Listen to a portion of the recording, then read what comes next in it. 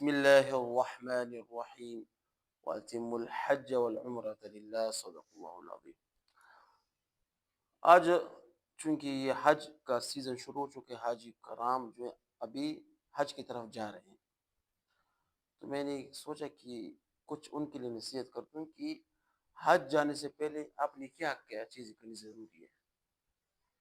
بعض لوگ ایسے ہوتے ہیں کہ وہ حج کے موقع پر گالیاں دیتے ہیں، سارا حج خراب کر دیتے ہیں۔ تو حج میں جانے سے پہلے اپنی نیت آپ صحیح کریں۔ یہ کچھ باتیں حجاج کرام جو حج کے لیے جانا چاہتے ہیں وہ باتیں یاد رکھیں۔ پہلے اپنی نیت کو درست کریں کہ میں جس لیے جا رہا ہوں یہ اللہ تعالیٰ کا ایک فریضہ ہے، میں اس کو اللہ کی رضا کے لیے کیا کر رہا ہوں۔ تو پہلے کیا کرنا ہے، اپنی نیت کو صحیح کرنا۔ دوسرے اس کے بعد اپنے سابقہ جتنے بھی گناہ آپ نے کیے اس پر توبہ کرنا، خاص کر حقوق العباد، جس کے آپ نے حق کھائے ہوں، جس کی زمین آپ نے چھینی ہو، جس کو آپ نے تکلیف دی ہو، ان سب سے معافی مانگنا، کیونکہ حقوق العباد کے بغیر حقوق العباد ایسے ہوتے کہ بندوں کے ساتھ آپ کے تعلقات، ایک ہوتے حقوق اللہ جیسے کہ نماز، روزہ، زکوٰۃ، حج، ایک ہوتے حقوق العباد، یہ بندوں کے ساتھ اس کا تعلق ہوتا ہے۔ بندوں کے ساتھ تعلق، ایک بندے کو آپ نے تکلیف دی ہے، اس کی غیبت کی ہے، اس سے مال چھینا ہے، اس کی برائی بیان کی، جب تک وہ آپ کو معاف نہیں کرے گا اللہ پاک آپ کو معاف نہیں کرتا۔ تو آپ نے کیا کرنا ہے، نیت کے ساتھ کیا کرنا ہے، حقوق العباد کرنا ہے۔ اس کے بعد آپ کس لیے جا رہے ہیں، حج کے لیے۔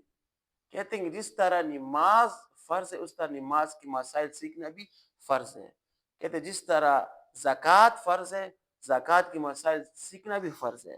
جس طرح حج فرض ہے نا، تو حج کے مسائل علماء سے پوچھ کر اس کا سیکھنا بھی کیا ہے، فرض ہے۔ بالوں کو کہ حرام باندھنا بھی نہیں آتا، طواف کیسے کریں گے وہ نہیں آتا، سعی کیسے کریں گے وہ نہیں آتا، مروہ صفا مروہ میں ہم کیسے دوڑیں گے وہ نہیں آتا، شیطان کو پتھر کیسے مانگیں گے وہ بھی اس کو نہیں آتا، میدان عرفات میں کیا کریں گے، مزدلفہ میں کیا کریں گے، کون سی راہ ٹھہریں گے، سب کو پتہ نہیں۔ پھر وہاں سے پھر لوگ کے پاکستان میں علماء سے پوچھتے کہ کیا ہے، یہ کیا ہے، یہ کیا ہے، یہ کیا ہے۔ تو اس بات کا آپ خیال رکھیں۔ پانچواں کیا ہے، چوتھا جسمانی تیاری، ورزش شروع کریں، واکنگ شروع کریں، کیونکہ یہاں پر سب دوڑنا پڑتا ہے، 5 دن ہوتے ہیں، بہت دوڑنا پڑتا ہے، انسان کیا ہوتا ہے فطرت پر بہت زیادہ کمزور ہو جاتا ہے۔ تو اب اسے کیا کریں، واکنگ شروع کریں، ایکسرسائز کریں، دوڑے تاکہ آپ کے لیے اسٹیمنا پیدا ہو جائے، صحیح ہے نا۔ پانچواں کیا ہے، مالی تیاری، مطلب اپنے ساتھ کچھ پیسے بھی لے جائیں۔ آپ نے دیکھو بعض ہماری پاکستانی وہاں پر بھیک مانگتے ہیں، آپ نے اپنے والدین سے سنا بھی وہ بھیک مانگتے ہیں، شرم ہے ان کو نہیں آتی، تو کیا کہتے ہیں کچھ نہ کچھ پیسے لے جا کر وہاں پر خرچ بھی کرنا چاہیے۔ سامان کی تیاری، سامان کیسے ہوتا ہے کہ اپنے شانتی کارڈ کی حفاظت، یہ چھوٹے چھوٹے بکسے ملتے ہیں نا کالے سے جو حاجی کرام باندھتے ہیں، پاسپورٹ، شناختی کارڈ، سم وغیرہ، اس کی کیا حفاظت بھی کرنی چاہیے۔ ساتویں روحانی تیاری، روحانی تیاری کیا کہ ابھی سے نماز کی پابندی کرے، نوافل کی پابندی کرے، قرآن کریم پڑھنے کی پابندی کرے، کیونکہ وہاں پر تو یہی کام آپ نے کرنا ہے، اور کیا کام کرنا، کس لیے جا رہے ہو، نوافل پڑھیں گے، مسجد نبوی میں، مسجد حرام میں نوافل پڑھیں گے، قرآن کی تلاوت کرو گے، ذکر و اذکار کی ابھی سے پابندی شروع کریں۔ آٹھویں جو ہم سب پشتونوں کے لیے، صبر کرو، اخلاق سے کام لو، ڈائریکٹ غصہ مسا وہاں پر نہیں کرنا۔ اکثر لوگ کہ حجاج کرام گالیاں دیتے ہیں وہاں پر، جس کی وجہ سے حج بھی خراب ہو جاتا ہے۔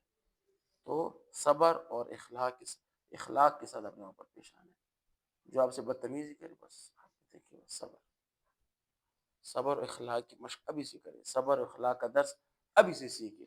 تو یہ کچھ جب آپ یہ کام کرو گے تو آپ کا جو حج ہوگا نا، تو وَأَتِمُّوا الْحَجَّ وَالْعُمْرَةَ لِلَّهِ، خالص للہ، اللہ کے لیے پہ ہوگا، کیونکہ یہ ایسا باریک مسائل ہوتے ہیں کبھی کبھار انسان پر کہ اس کا حج ہوتا ہی نہیں ہے، وہ سمجھتا ہے کہ میرا حج ہو گیا۔ اور 9ویں کہتے ہیں حج کے لیے آپ جب جا رہے ہو نا، اور جب واپس آ رہے ہیں تو اللہ کے لیے لوگوں کو مت بتایا کرو، چپکے سے آیا کرو۔ یہاں پر لوگ گاڑیاں نکالتے ہیں، اس پر سرے باندھتے ہیں، وہ یہ کرتے ہیں، وہ کرتے ہیں، یہ آپ نے حج اللہ کے لیے کہ لوگوں کے لیے کیا ہے۔ چپکے سے جاؤ، چپکے سے آؤ، کسی کو پتہ بھی نہیں چلے۔ یہ کچھ چیز ہے جس پر اب عمل کرو گے نا انشاءاللہ تعالی، تو اللہ، اور 10ویں چیز ہمارے لیے کہ جو لوگ حج کے نہیں جا سکتے، اس کو کوئی مسئلہ ہے تو ان دنوں میں یہ ورد کریں، لبیک اللہم لبیک لبیک لا شریک لک لبیک ان الحمد والنعمت لک والملک لا شریک لک. اس کو ان دنوں میں خاص کر، یہ بڑی عید سے 10 دن پہلے ان دنوں میں اس کو خاص کر پڑھا کرو. کیوں؟ اس کا فائدہ کیا ہے؟